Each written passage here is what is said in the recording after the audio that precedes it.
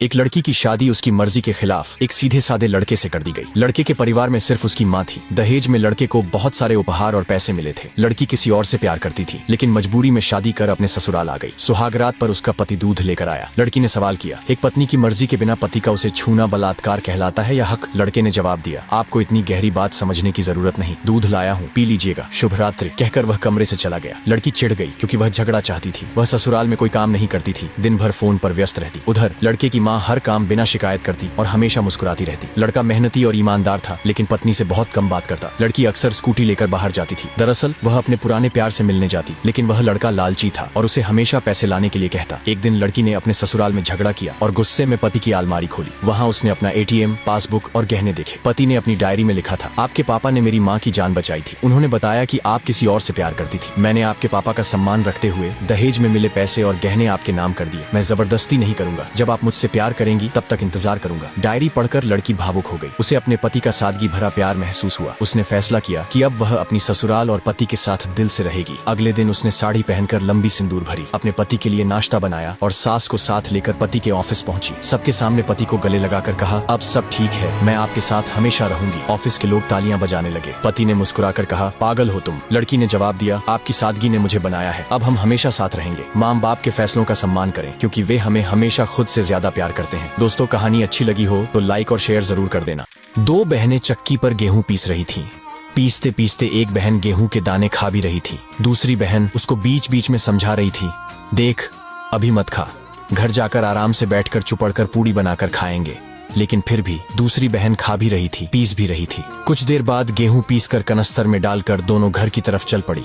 अचानक रास्ते में कीचड़ में गिरने से सारा आटा खराब हो गया। कबीर जी यह सब देख रहे थे तो उन्होंने कहा, आटो पड़ियो कीच में, कछु न आयो हाथ, पीसत पीसत चाबियो, सो ही निभियो साथ। अर्थात समस्याओं से भरे जीवन में ही अपनी प्रीत परमात्मा से लगाए रखनी है, न कि अच्छा समय आने का इंतजार करना है। इसलिए उठते बैठते, सोते जागते, दुनिया के काम करते हुए दिल उस सतगुरु या मालिक से स्वादिष्ट भोजन का थाल लेकर कमरे में आया तो उसकी खुशबू से पूरा कमरा महक गया। पत्नी ने पति से कहा, माँ जी को भी बुला लेते, हम सब साथ भोजन करेंगे। पति ने कहा, छोड़ो, वो खाकर सो गई होंगी, आओ हम साथ में प्यार से खाते हैं। पत्नी ने दोबारा कहा, मैंने उन्हें खाते नहीं देखा है। पति ने जवाब दिया, वो शादी के कामों से थकी होंगी, नींद खुलने पर खा लेंगी। पत्नी ने यह सुनकर तुरंत तलाक लेने का फैसला कर लिया। तलाक के बाद दोनों ने दूसरी शादी कर ली और अपनी अपनी गृहस्थी सुखपूर्वक बसाई। समय बीता। उस स्त्री के दो सुशील और आज्ञाकारी बेटे हुए। जब वह 60 वर्ष की हुई तो बेटों से चारों धाम की यात्रा पर ले जाने का अनुरोध किया। बेटे अपनी माँ को साथ लेकर यात्रा पर निकल गए। यात्रा के दौरान एक जगह रुककर भोजन परोसते समय माँ ने सामने एक भूखे गंदे वृद्ध को देखा जो उनकी ओर कातर निगाहों से देख रहा था। माँ ने बेटों से कहा, उसे नहलाओ, कपड़े धो, फिर हम साथ भोजन करेंगे। बेटों ने वृद्ध को नहलाकर और वस्त्र पहनाकर माँ के सामने लाया। स्त्री आश्चर्यचकित रह गई। वह वृद्ध वही था जिससे उसने शादी की पहली रात को ही तलाक ले लिया था। उसने पूछा, तुम्हारी हालत ऐसी क्यों हो गई? वृद्ध ने नजरें झुकाकर कहा, मेरे बच्चे मुझे भोजन नहीं देते थे, तिरस्कार करते थे और घर से बाहर निकाल दिया। स्त्री बोली, इसका अंदाजा मुझे उस रात को ही हो गया था जब तुमने अपनी बूढ़ी माँ को खाना खिलाने के बजाय मेरे लिए थाल लाया था। मेरे बार बार कहने पर भी तुमने अपनी माँ का तिरस्कार किया, उसी का फल आज भोग रहे हो। उसने समझाया, जैसा व्यवहार हम अपने बुजुर्गों के साथ करते हैं वैसा ही हमारे बच्चे हमसे सीखते हैं। माँ बाप की सेवा करना हमारा सबसे बड़ा कर्तव्य है। जिस घर में माँ बाप खुश रहते हैं वहीं ईश्वर का वास होता है। निष्कर्ष, अपने माता पिता की सेवा करना और उनकी देखभाल करना हमारा सबसे बड़ा कर्तव्य है। जिस घर में माता पिता का सम्मान होता है और वे सुखी रहते हैं वहाँ परमात्मा का वास होता है। अक्सर लोग क्यों बदल जाते हैं? जब शुरू में प्यार होता है तो घंटों बात करते हैं, पता ही नहीं चलता रात के 12 कब बज जाते हैं। सुबह दिन शाम हर वक्त बातें करने का टाइम होता है। ऑनलाइन ना हो तो 50 मैसेज मिलते हैं, कहाँ हो? हर वक्त बेसब्री से बात करने का इंतजार रहता है। ऐसा फील करा देते हैं कि इनसे ज्यादा हमें कोई प्यार नहीं कर सकता।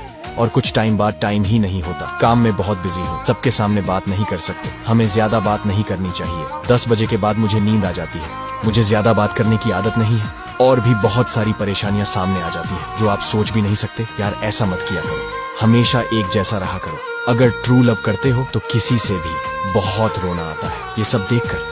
एक बार एक ट्रेन में एक बूढ़ी महिला रोए जा रही थी। तभी एक व्यक्ति ने पूछा, माताजी आप क्यों रो रहे हो? माताजी ने बताया कि मैं वृंदावन बिहारी जी के दर्शन करने के लिए गई थी और वहाँ मुझे यह लिफाफा मिला। रोते रोते उन्होंने लिफाफा उस व्यक्ति को दे दिया। उस व्यक्ति ने लिफाफा खोला तो अंदर 200 रुपए का एक नोट, 4 पेड़े और एक इत्र से महकाया कागज था। व्यक्ति ने पूछा कि माताजी क्या है? तो माताजी ने कहा कि मैं मंदिर में दर्शन के लिए पहुंची तो बहुत भीड़ थी, जैसे तैसे मेरा नंबर आया, मैंने 200 रुपए दिए। तो उधर से पंडित जी ने सिर्फ एक पेड़ा दिया। मैंने उनसे कहा कि 2 पेड़े तो बनते हैं। मैंने 200 रुपए दिए। उन्होंने मुझसे कहा आगे बढ़ो, अभी जो मिल गया आगे बढ़ो। मैंने गुस्से में एक पेड़ा भी उन्हें लौटा दिया और मंदिर की सीढ़ी पर आकर के बैठ करके कान्हा जी को कोसने लगी कि कैसे है, दर्शन भी ढंग से नहीं देते, प्रसाद भी ढंग ढंग से नहीं देते। तभी एक छोटा बच्चा मेरे पास में आया और कहने लगा कि माता मेरा लिफाफा संभालना, मैं हाथ धोकर आता हूँ। बच्चा नहीं आया, बहुत देर तक इंतजार किया। लिफाफा खोला तो उसमें 4 पेड़े थे। मेरे 200 रुपए वापस मुझे मिले और ये इत्र से महका वह कागज था जिसमें लिखा है कि मैया अपने लाल से इतनी छोटी बातों पर नाराज मत हुआ करो। दोस्तों, हमें अपने ईश्वर पर कभी भी विश्वास नहीं खोना चाहिए। भगवान हमारी हर छोटी छोटी बातों का ध्यान रखते हैं। प्रभु की कृपा सर्वश्रेष्ठ है। अपना भरोसा बनाए रखिए। मेरे रोंगटे खड़े हो गए जब एक बाप ने अपनी बेटी की विदाई के समय अपने दामाद से कह रहा था कि अगर तुम्हारा दिल मेरी बेटी से भर जाए या तुम्हारे दिल में उसके लिए मोहब्बत न रहे और तुम्हारे माँ बाप को मेरी बेटी द्वारा किए हुए काम पसंद न आए तो तुम्हें भगवान का वास्ता है, उसे मारना नहीं, उसे तकलीफ मत देना, उसे अपनी गालियों से जख्मी मत करना या उसे ताने मत देना। तुम बस एक मेहरबानी करना, उसे मेरे पास ले आना, मेरी बेटी मुझे वापस कर देना, लेकिन मेरी बेटी को जलील न करना कि वह मरने के लिए मजबूर हो जाए। ये सब सुनकर दामाद की आंखों से आंसू निकल गए। मैं सिर्फ एक बात कहता हूँ, कुछ मर्द अपनी मर्दानगी दिखाने के लिए अपनी पत्नी पर जुल्म न करे, उसका आदर और सम्मान करे। और पत्नी का भी कर्तव्य है कि अपने पति का भी आदर सम्मान और अच्छे से ख्याल रखे ताकि जीवन खुशहाल हो सके। शादी प्यार और सम्मान का बंधन है। वीडियो कैसी लगी आप लोगों को वो तो कमेंट में बता ही देंगे। बूढ़े आदमी ने अपने पड़ोसी पर यह इल्जाम लगा दिया कि वह चोर है। अब आसपास चोरी हुई, अफवाह फैली तो पुलिस ने उसको गिरफ्तार कर लिया और जेल में डाल दिया। कुछ दिन तक केस चला, फिर उसे उस शख्स को रिलीज कर दिया गया क्योंकि वह बेगुनाह था। लेकिन जैसे ही वह घर आया तो आसपास के लोग, जो समाज के लोग थे, उसको ताना देने लगे और उसी नजरों से देखने लगे कि वह चोर है। जब वह परेशान हुआ तब उसने उस बूढ़े आदमी पर केस कर दिया कि उन्होंने मुझ पर झूठा इल्जाम लगाया है। अब जैसे ही वह बूढ़ा आदमी कोर्ट में पेश हुआ तब जज साहब ने उससे पूछा, क्यों आपने उस पर झूठा इल्जाम क्यों लगाया था? तब उसने बोला कि वो तो सिर्फ एक मजाक था। तब जज साहब ने उससे कहा कि जो भी तुमने उस पर इल्जाम लगाए थे उस सबको एक पेपर पर लिखो, उस कागज के टुकड़े करो और जाते टाइम पूरे शहर के चौराहों पर उसको बिखेरते जाना और कल इसका फैसला सुनाया जाएगा। उसने वैसा ही किया और जब वह अगले दिन उसका फैसला सुनाना था तब जज साहब ने उससे पहले पूछा कि जो तुमने कल कागज के टुकड़े करके पूरे शहर में बिखेरे थे उन सबको इकट्ठा करके लाओ। तब उस बूढ़े आदमी ने कहा कि जज साहब ये कैसे पॉसिबल है, वह सारे टुकड़े तो पूरे शहर में उनकी हवाओं ने पता नहीं कहां कहां पहुंचा दिए होंगे। तब जज साहब ने उससे कहा, वही बात है, जब आप किसी शरीफ आदमी पर कोई इल्जाम लगाते हो तो वह हवाओं में फैल जाता है और फिर इतना फैल जाता है कि वह इकट्ठा करना मुश्किल हो जाता है। किसी के भी कैरेक्टर पर, किसी की भी इज्जत पर सोच समझकर हमें इल्जाम लगाने चाहिए। सोच समझकर बोलना और दूसरों के सम्मान को बनाए रखना ही सच्चा इंसानियत है। दिल छू लेने वाली कहानी। एक बूढ़ी महिला रोज अपने कंधे पर लकड़ी में 2 घड़े लटकाकर नहर से पानी भरकर लाती थी।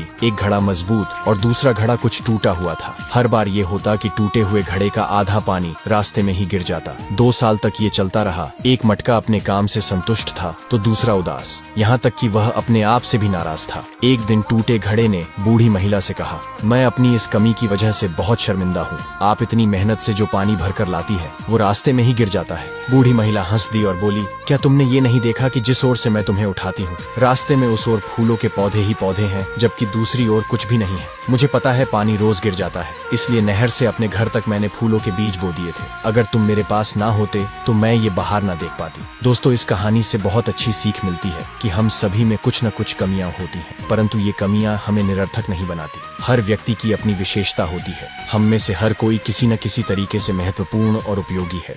रो दोगे ये कहानी सुनकर पति जरूर देखे। पति पत्नी में छोटी सी बात पर झगड़ा हो गया। गर्मियों की रात थी, वह दोनों अपनी अपनी जगह पर सो गए। आधी रात को पति को प्यास लगी तो उसने खुद उठकर पानी पी लिया। अचानक उसने देखा उसकी पत्नी उसे गुस्से में देख रही थी और बोली, आपने पानी खुद क्यों पिया? पति ने भी अकड़ से जवाब दिया, हाथ पांव सलामत है, खुद भी पी सकता हूँ, किसी का मोहताज नहीं। पत्नी ने पास आकर पति का गिरेबान पकड़ लिया और बोली, गौर से सुन लो, लड़ाई अपनी जगह है लेकिन मैं अपना हक छीनने नहीं दूंगी। पता है आपको पानी देते हुए मुझे कितनी खुशी होती है, भले ही बातचीत बंद क्यों ना हो, लेकिन आप पानी खुद नहीं पिएंगे। ऐसा कहते कहते पत्नी की आंखें नरम हो गई। पति ने उसे गले लगाया और झगड़ा खत्म कर लिया। फिर 10 साल बाद जब रात को 2 बजे पति पानी पीने के लिए उठा तो दीवार पर लगी पत्नी की खूबसूरत तस्वीर को देखकर आंखों से आंसू बहने लगे। उसे अपनी पत्नी की एक बात याद आ जाती है। कहती थी, मोहब्बत कभी मर नहीं सकती। मेरे भाइयों और बहनों, अपने लोगों की जिंदा रहते ही कद्र कीजिए। ये जिंदगी कब खत्म हो जाए किसी को नहीं। एक जवान औरत कुएं के पास पानी भर रही थी। तभी एक आदमी वहां पर पहुंचा। उस आदमी ने औरत से थोड़ा पानी पिलाने के लिए कहा। खुशी से उस औरत ने उसे पानी पिलाया। पानी पीने के बाद आदमी ने औरत से पूछा कि क्या आप मुझे बता सकती हैं कि भगवान भी किसी औरत के चरित्र को बता क्यों नहीं सकते? इतना कहने पर वह औरत जोर जोर से चिल्लाने लगी, बचाओ बचाओ। उसकी आवाज सुनकर गांव के लोग कुएं की तरफ दौड़ने लगे। तो उस आदमी ने कहा कि आप ऐसा क्यों कर रही है? तो औरत ने कहा कि ताकि गाँव वाले आए और आपको खूब पीटे और इतना पीटे कि आपके होश ठिकाने लग जाए। ये बात सुनकर उस आदमी ने कहा, मुझे माफ करें, मैं तो आपको एक भली और इज्जतदार औरत समझ रहा था। तभी उस औरत ने कुएं के पास रखे मटके का पानी अपने शरीर पर डाल लिया और अपने शरीर को पूरी तरह भीगा डाला। इतनी देर में गांव वाले भी किले के पास पहुंच गए। गांव वालों ने उस औरत से पूछा कि क्या हुआ। औरत ने कहा, मैं कुएं में गिर गई थी, लेकिन इस भले आदमी ने मुझे बचा लिया। यदि यह आदमी यहाँ नहीं रहता तो मेरी जान चली जाती। गांव वालों ने उस आदमी की बहुत तारीफ की और उसको कंधों पर उठा लिया, उसका खूब आदर सत्कार किया और उसको इनाम भी दिया। जब गांव वाले चले गए तो एक व्यक्ति सबकी मदद किया करता था, उसे लोगों की मदद करना अच्छा लगता था। एक बार जब वह चौराहे से जा रहा था तो कुछ लोग उसके बारे में बुरी बुरी बातें कर रहे थे, जिससे उसका दिल टूट गया। वह सोचता है कि इतनी मदद करने के बावजूद भी लोग उसकी बुराई कर रहे हैं, इससे अच्छा तो मैं मर ही जाऊं। उसका मित्र उसे अपने गुरु से मिलाता है। वह गुरु जी को पूछता है कि लोगों की मदद की क्या हासिल हुआ, लोग फिर भी मेरी बुराई कर रहे हैं, इसीलिए मैं मरना चाहता हूँ। गुरु जी कहते हैं, ठीक है, तो मरने से पहले मेरी भी एक मदद कर दो। मेरे पास पत्थर है, तुम 50 व्यापारियों को दिखाकर उसका मूल्य लगवा दो, लेकिन इस पत्थर को बेचना नहीं। आदमी पहले सब्जी वाले के पास जाता है। वह कहता है, इसके बदले में 1 किलो सब्जी दे दूंगा। कुम्हार के पास जाता है तो वह कहता है, चल भाग यहाँ से। कोई कहता है कि 100 रुपए दे दूंगा, तो कोई कहता है 200 रुपए दे दूंगा। आदमी सबसे आखिर में जौहरी की दुकान पर जाता है। जौहरी गौर से देखकर कहता है, मेरी पूरी दुकान भी बिक जाए तो भी मैं इस पत्थर को नहीं खरीद सकता। आदमी आश्चर्यचकित हो जाता है। वापस आकर गुरुजी को सारी बात बताता है। गुरुजी कहते हैं कि मैंने इस पत्थर का मूल्य लगवाने इसलिए भेजा था कि जैसे इस पत्थर की कीमत केवल जौहरी ही लगा पाया, बाकी सबके लिए या तो बेकार था या फिर इसका मूल्य 100 या 200 रुपए था। इसी तरह तुम्हारी कीमत केवल तुम्हारे परिवार वाले जानते हैं, दुनिया वाले नहीं। कहानी से सीख, हमें दूसरों की मदद करने के लिए दूसरों की तारीफ या प्रशंसा की जरूरत नहीं होती। हमें दूसरों की मदद करना चाहिए क्योंकि यह हमारा